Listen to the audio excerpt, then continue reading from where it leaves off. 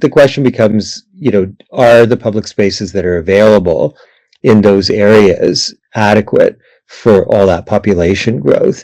What makes a good public space is that there have to be places to sit and to just stay there, right? And that has to be for all ages, right? So it has to be for, parents with young children, and older people, and people in between.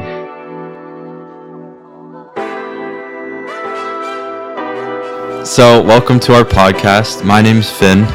I'm Iris. Okay. Grace. I think this is fine. This is Grace. Today we're going to talk about our project from OCAD U for our class Designing a Humane Future, and taking a look at third spaces and public spaces in Toronto and sharing some of our findings with you. Before we get into all that, we want to define a third space. And if you've never heard the term, it just essentially refers to a place where people socially gather or hang out besides school, work, or home. So in Toronto, we know that there's kind of a crisis in public third spaces where we're kind of worried about how there's always kind of this pay to enter kind of scenario going on, and how places are becoming less and less accessible. We were able to interview 3 incredible people speaking in different perspectives of public spaces. So I had the opportunity to speak with Tyler May. He's a young Torontonian with education in urban studies, and he posts on social media about his outlook on all things urban discussions, including third spaces. Grace was able to interview Anna, who's a program director from the Bentway, which is a very successful converted third space in Toronto, actually pretty close to where we're at right now. And I was able to interview John, who's a freelance journalist and writer, who's a frequent contributor to Spacing Magazine and publications like the Toronto Stars. Okay, so before we look into these issues facing third spaces, we want to talk about what makes a good third space. Yeah, to kind of establish the difference between, what's good and what's bad, what are the contexts we're talking about. And I think our guest, John, had made some really good points in our interview with him that brings up some of the most important key points to kind of establish the context in Toronto.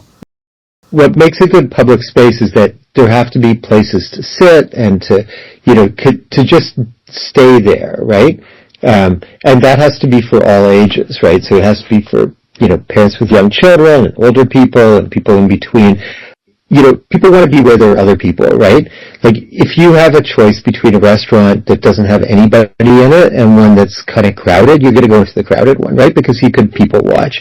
And it's true for public spaces. So that I think Toronto has difficulty with that. Like, I've been to Mexico City and Madrid, and New York is like this, right? Where there's a stickiness to public spaces, right? Where you can stay, and you want to stay, and it's comfortable, right? And we tend not to do that, or we do stupid things like hostile furniture design, right? You must have encountered that. There's this belief that if you make it easy for people to sit, you'll make it easy for them to lie down, and then you get homeless people, and then the sky falls. And it's this balance between too much space and too little space. Very big open spaces are not inviting to stay in, right? So if you think about Nathan Phillips Square, it's a very big open space. It's hard to get kind of comfortable in it. It's this question about how do you create kind of intimacy in the public sphere, right?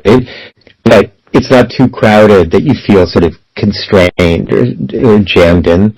There's some stuff that's just ugly. There's some stuff that's just a lot of, things that are broken or too much wear and tear. And then, trying to find ways of improving landscape design. Like, the city's parks department is famously terrible at parks design, right? And, there's been some push at Toronto City Council to sort of improve the quality of public spaces. It's the Beautiful City initiative. I think if you Google it on the city's website, you'll see it. So John makes some really good points, and whether or not the current facilities and public spaces are ready for our population right now. Maybe they were great when they were designed, back in 10, 20 years ago, but with the current population, are those places still sustainable for the usage and the kind of frequency and the way people live right now? And I think this is a good place for us to kind of introduce also the perspective from our guest speaker, Tyler, where he talks about the kind of experiences and what he thinks truly matters in a public space in Toronto. Yeah. And especially talking about art and design and how people feel related to their environment. I think art has a great impact on cities in the way that, you know, it can almost create a layer of like humanness right now in a world that is almost over polished, just in terms of how everything now presents itself. Honestly, just a bit of a loss of character, if anything, I would say. You look at cities of the past, there's definitely a lot more creativity involved, even when creating something like a bench or a bridge.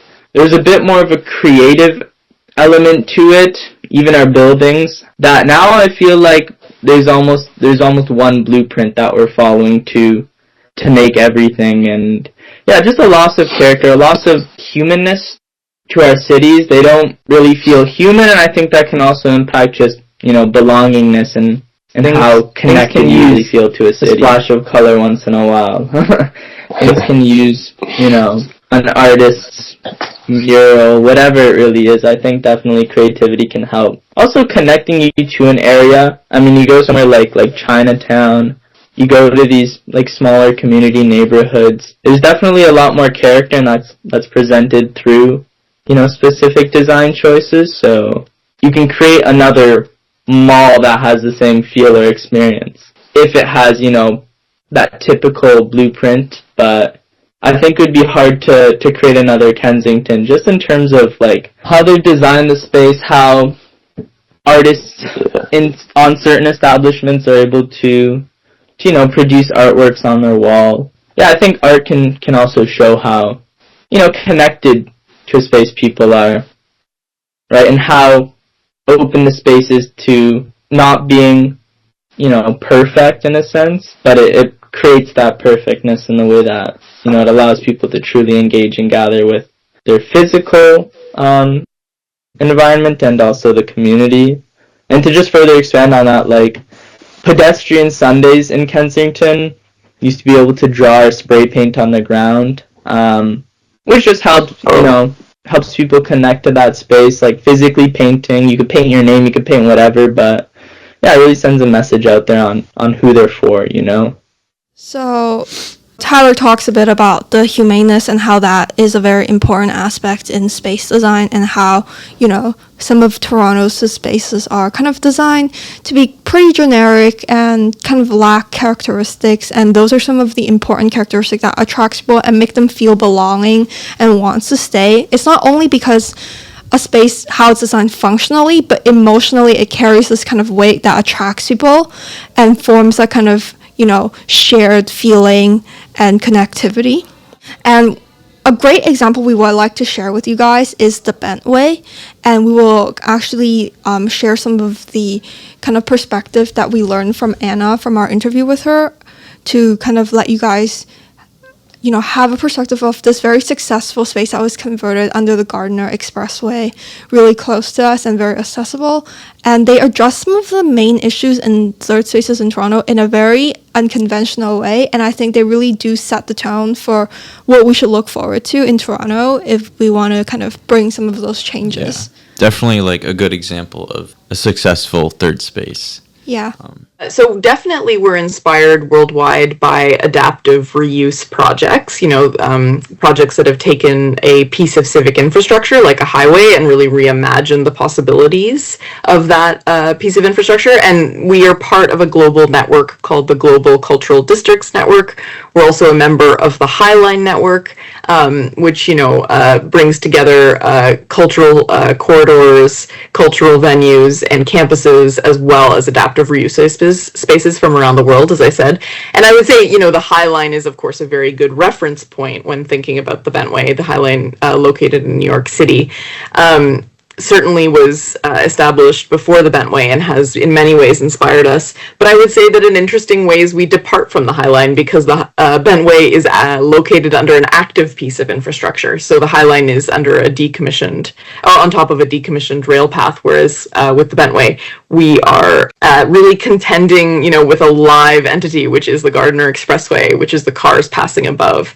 So definitely we're inspired worldwide by people who are looking at infrastructure and the ways that it can do more for cities. I think the days of a single-use piece of infrastructure are over, and we really need to think about hybrid and multi-uses for our infrastructure.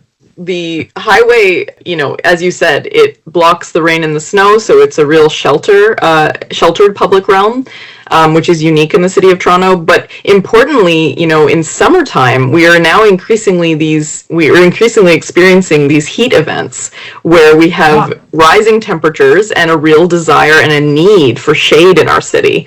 And so actually the Bentway is one of the largest shaded public spaces in the city and is an important refuge and, essential public health tool when you think about how much our cities are warming and how little shade infrastructure we have built into the design of our cities. We actually, in 2025, presented an entire season of public art and conversations around this idea of sun and shade and how in our cities we need to collaborate more meaningfully with the sun and really build shade into the design of our public spaces. So Finn, do you want to kind of start with what we kind of learned from Anna and what kind of insights we've learned? Yeah, so as you heard, the Bentway really facilitates a lot of activities and things that get people outside and in the community. And Anna mentioned the term sticky space, which essentially refers to the elements and the factors that make people want to stick around in a space.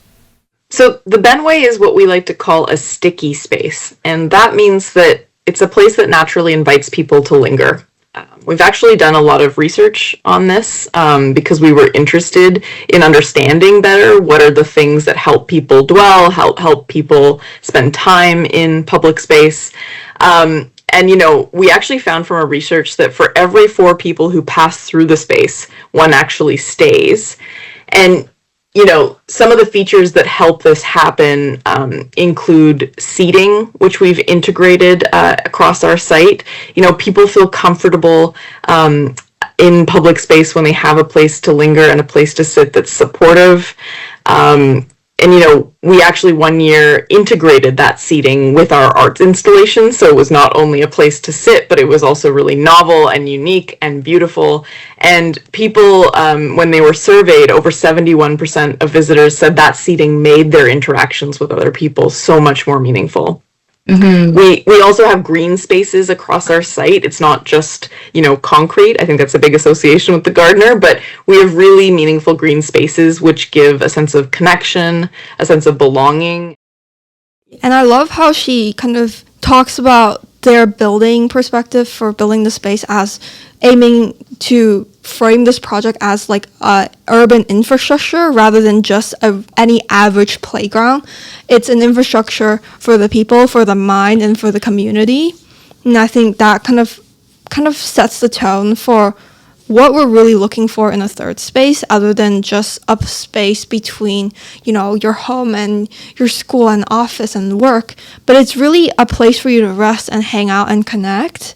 And that should be kind of the goal we should have when we keep in mind when we try to build those spaces and have these kind of conversations. I want to say, I really appreciate how Tyler talks about the kind of changes he's experienced over the year with the Kensington Market and how you can kind of see the evolutions of third spaces, even for one that's so beloved and popular as the Kensington Market, and how much the small changes they made with closing off certain areas, and also how Tyler discussed the relationship between cars and people and how a car-centric design versus a human-centric design gives off very different vibes and spaces to people. So what we've realized is that the more cars that are in an area, people feel less comfortable hanging out and walking around. And when talking about pedestrian Sundays, this means that the roads are closed off to the cars and people get to walk around and enjoy the streets car-free. And that's essentially what he's referring to here. When you take a look at neighborhoods that are able to gather people, not all the time, but they're inherently like, there's a low volume of cars that travel through these areas. Perfect example is Kensington. When we do have pedestrian Sundays, when we do close off the roads in that area, it does make a huge difference on the amount of people that are there. Obviously, yeah, when you lower car volume, I think more people will walk, more people will use that space that sort of is inaccessible when there are cars going through it. And then during these events, people come out, people are on the street. It definitely attracts more people. Not too sure if that's because it's an event itself or it's because it's a more inviting space. I'd say it's probably a bit of both. But I think the main takeaway, for me at least, after doing this project was learning about what I can do personally as a citizen and, a resident in Toronto, what I can do about shaping and co-designing these third spaces. And I think John, he actually shared a very impactful concept with me in the interview. Well, I think that the first one is to engage with the city, right? Like if you see something that is deficient or needs repair, or it's worthwhile kind of calling that in, right? And also to engage with your local city councillor and say, let's have something like this, let's have X in this park, why don't we do that, right? So that these are complicated processes, right? They're very bureaucratic. So, one or two or even 20 voices may not make a difference right away, but I mean, it's part of the mix, right? And I think the other thing is to use public space, right? Like, it's there to be used, and sometimes it's not that usable, but other times it's, you think about sort of different things you can do in public space. This is an example that's not geared to your friends, but so there's a park around the corner from me, and during the pandemic there was a group of older people who had a folk dancing club, right? And so they brought all their AV, set it up on a folding table, right? And and there was like this group in the middle of the dog park dancing folk dances, and it's like, nobody has said this is what you should do in the park. There's no rule, thank God, that says you shouldn't do this, right? So they took advantage of that space. The most important part about what we should do as individuals is actually using the third spaces and using the spaces as much as possible. To utilize it is already one of the best ways to kind of act as an individual. And then when you are using those spaces, naturally you're able to identify what needs to be improved, what needs to be repaired, and then taking the extra step to contact the management and your local municipal government to let them know that these needs fixing and maybe this will be a great place to add additions to. I think those are very legitimate, solid, on-the-ground approaches that aren't, crazy and like, oh, we're going to come out with this campaign and fix everything. Mm-hmm. We together can have a stronger voice and, fostering the kind of sense of community and third spaces that we want, which kind of taught me a lot about how to think about these issues. Yeah. At the end of the day, essentially, be the change you want to see in the world and, kind of just participate in that thing, or maybe in this case invite your friends to hang out, and just eventually it'll create some sort of momentum. And yeah, just like how we see the initiatives with the Bentway and the Kensington Market constantly experimenting with different kinds of activity and arrangements for people. These are all opportunities everywhere. Wherever you see you don't like, whatever you don't like, wherever you're disliking about your nearby third spaces or public spaces, those are opportunities for design. Those are opportunities for improvement, and that's where your chances in, really getting those third spaces that you want. And thank you so much for listening to us. Hope this episode was interesting for you.